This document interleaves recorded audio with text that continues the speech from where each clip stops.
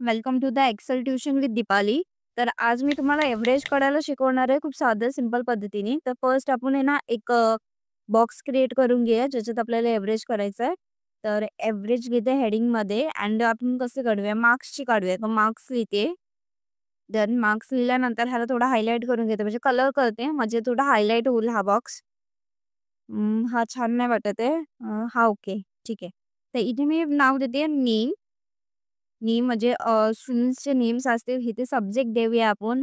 First English, then Marathi, मग हिंदी आणि ह्या कॉलमला ना आपण नेक्स्ट कॉलमला एव्हरेज देऊया. एव्हरेज टाइप करते. डन. आता हा कॉलम नको आहे तर मी ह्याला डिलीट करून टाकते.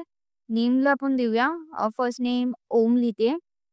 सेकंड नेम राहुल टाइप करते. थर्ड नेमला नितेश. डन.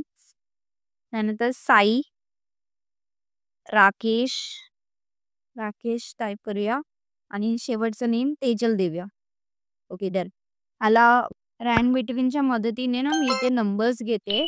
तर रँड बिटवीनचे अगर तुम्ही क्लास बघितले नसेल तर बायोमध्ये लिंक सुद्धा देते. तर रँड बिटवीनची क्लास नक्की बघा. डन. मी रँड बिटवीनच्या मदतीने रँडमली नंबर्स घेतलेले आहेत. ह्याला ब्रॅकेट देऊया आपण. इथे कॉलम ॲड करते. थोडे वेगळं दिसत नाही ना त्यामुळे. डन. ब्रॅकेट ॲड केल्यानंतर इथे ना फुल्ली मी बॉर्डर करून घेते. म्हणजे आपला जो फॉर्मॅट आहे ना तो क्लिअरपणे रेडी असेल. कलर्स ॲड केले. डन. आता आपल्याला ना ह्याच्यामध्ये काढायचं एव्हरेज. आता एव्हरेज हा क्वेश्चन मार्क आहे आपल्याला एव्हरेज काढायचं आहे. तर सिंपल आहे इक्वल टाइप करायचा, एव्हरेज टाइप करायचं. टॅब हा बटन यूज करायला विसरू नका. ऑटोमॅटिकली ब्रॅकेट येणार. आपल्याला हे कॉलम सिलेक्ट करून द्यायचं, ब्रॅकेट क्लोज करून एंटर प्रेस करायचा. हे बघा अशा प्रकारे तुमचं एव्हरेज आलेलं आहे. तर खूप सोपी मेथड आहे. तुम्ही अशा प्रकारे एव्हरेज काढू शकता. तर आपण फर्स्ट क्लासमध्ये म्हणजे मी तुम्हाला फर्स्ट क्लासमध्ये सम कसे काढायचं हे शिकवलं.